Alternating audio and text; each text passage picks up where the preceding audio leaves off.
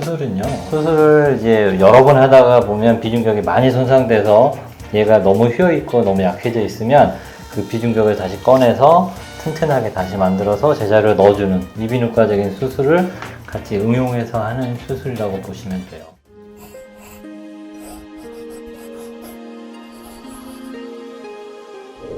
안녕하세요, 루나 실장입니다. 안녕하세요, 노주랩 대표원장 강창입니다. 원장님, 저희 병원이 코 재수술 전문 병원이어서 그런지 어려운 케이스 또는 가슴 아픈 사연을 가지신 환자분들이 많이 방문해 주시는 것 같아요. 이분은 24살인데 이전에 3번이나 수술을 하셨었고 저희 병원은 4번째 수술을 계획하고 오신 분이세요. 혹시 기억이 나세요, 원장님? 네, 이전 병원에서 마음고생 굉장히 심하셨던 분이었죠. 아무래도 저는 대표원장이지만 이 병원에서 하는 수술을 전부 다 제가 하잖아요. 그러다 보니까 환자분들 거의 다 기억을 하는데 유독 이분 나이도 어린데 마음고생 너무 심하셨던 분이어서 유독 더 기억이 남네요. 네, 맞아요, 원장님. 이분 타 병원에서 수술하시고 2개월이 지난 모습이세요. 한번 설명해 주실 수 있으세요? 이분이 그때 우리 내원하셨을 때 수술한 지 한 2개월 정도 되셨던 것 같아요. 이제 재수술을 하다 보면 이제 수술 시기 되게 중요하잖아요. 2개월 정도 시기는 정말 어떻게 보면 안 건드려야 되는 시기거든요. 2개월째 할 수 있는 게 어떻게 보면 아무것도 없어요. 그런데 환자분이 너무 마음고생 심하시고 뭔가 해달라고 하는 것도 있고 해줘야 될 것 같아서 치료부터 시작했었잖아요. 2개월째 이제 우리가 줄기세포 치료 계획을 잡고 줄기세포 치료를 하면서 피부를 재생시키고 더 피부를 부드럽게 하고 더 잘 늘어나게끔 하는 치료를 우리가 한 달 정도 했었고요. 3개월째 수술을 했었어요. 수술 계획은 아무래도 이제 뭐 수술 여러 번 하다 보니까 비중격 연골이 많이 손상되어 있을 걸로 예상하고 수술 전 사진에서 보면 비중격이 많이 휘어 있었거든요. 비주가 많이 휘어 있고 코끝은 많이 들려 있고요. 휘어 보이기도 하고 흉조직도 굉장히 많았고요.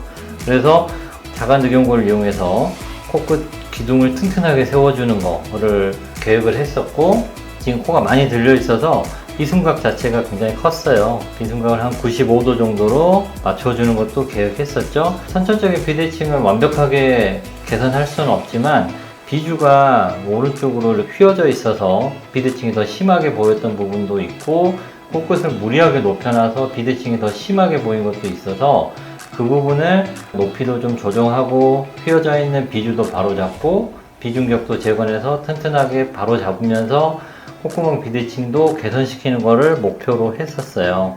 그리고 우리가 옆에서 봤을 때 콧 날개 사이로 비주가 살짝 내려오면서 비순각이 예쁘게 잡혀야지 세련돼 보이는데 이 부분도 많이 부족하셨던 분이어서 비순각도 예쁘게 교정하는 계획도 했었고 특히나 옆에서 보면 미간 시작점이 굉장히 높으셨어요. 그래서 굉장히 어색해 보여서 시작점도 내리면서 콧등에 너무 심하게 들어가는 곡선을 부드럽게 직반 라인으로 만들어 드리는 계획을 했었습니다. 네, 원장님. 이분 같은 경우에는 2달 전에 타 병원에서 자가늑을 이용해서 수술을 하셨다고 하셨는데 왜 원장님 비중격 연골을 재건을 하게 되신 건지 설명 좀 해주실 수 있으실까요? 이 환자분 같은 경우에도 비주가 많이 휘어 있잖아요. 코끝도 좀 휘어 있고 들려 있죠. 그러면 제가 제일 먼저 CT를 보면서 의심을 했던 게 기존에 있던 비중격이 많이 망가졌을 것 같다. 그래서 얘가 코끝에 힘이 없어서 어딘가로 쓰러졌다라고 예상을 하고 수술 계획을 비중격을 제자리로 옮겨주고 튼튼하게 만들어주는 비중격 재건을 계획했고 실제로 들어가서 봤더니 정말 비중격이 많이 안 좋았어요. 그래서 가장 쉽게 생각하면 자가늑연골로 원래 있던 비중격을 다시 만들어주는 거예요. 비중격 재건이라는 수술이 이런 수술이라는 걸 오늘 정확하게 알게 된 것 같아요.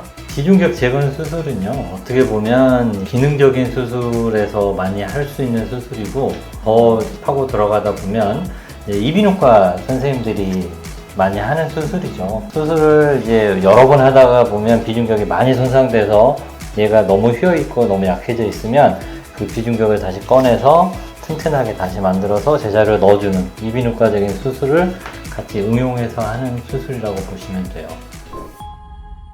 원장님께서 이분 비중격 재건까지 해주시는 덕분에 코 모양에 대해서 굉장히 만족해 하시고 계시는데요. 사실 이쯤 되시면 제가 경과 사진을 보여드리는데 오늘은 조금 색다르게 환자분과 대화 나눈 카톡 사진을 좀 보여드릴까 하거든요. 이전 코를 제가 보여드렸더니 어떻게 이 코로 살았는지 모르겠다면서 이렇게 카톡을 엄청 보내주시더라고요. 원장님은 20년 정도 코 수술만 전문으로 이렇게 하고 계시는데 참 이런 환자분들 보면 굉장히 보람을 느끼게 돼요. 이 사진들은 실제로 제 블로그에 올라가 있는 사진들이에요. 보시면 비주가 이렇게 휘어 있잖아요. 이 휘어진 비주를 비중격 재건을 통해서 반듯하게 잡았고요. 오른쪽 콧구멍이 원래 선천적으로 좀 더 작긴 하셨던 것 같아요. 비주가 왼쪽으로 살짝 옮겨가면서 이쪽 공간이 확보가 됐고요. 왼쪽으로 가면서 쓸데없이 넓어졌던 공간이 조금 좁아졌어요.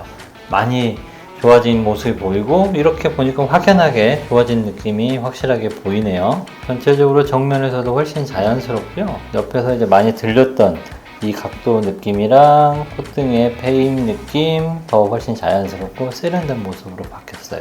원장님 이분 코 진짜 잘 되셨어요. 이분이 직업이 모델이다 보니까 굉장히 화려하고 좀 직선 라인으로 높은 코를 되게 선호하셨었는데 이 정도 코에서 굉장히 만족해 하시면서도 계속 사진 보내주셔서 제가 굉장히 보람돼요. 코 재수술의 회차가 많아질수록 수술 난이도가 높아지잖아요. 본인이 코가 굉장히 어려운 코라고 생각을 하실 경우에는 시간을 더 끌지 마시고 저희 병원으로 주저없이 방문해달라고 말씀드리고 싶어요. 재수술이 필요 없게 첫 수술 때 정확하게 잘 하는 게 어떻게 보면 더 훨씬 중요한 방법일 것 같아요. 네, 맞아요. 이 영상이 도움이 되셨다면 첫 수술도 재수술도 노즐랩 하세요. 다음엔 더 알찬 케이스로 함께 하시죠. 영상 구독, 좋아요, 알림 설정 부탁드립니다. 지금까지 루나 실장 노즐랩 대표원장 강차영 원장이었습니다.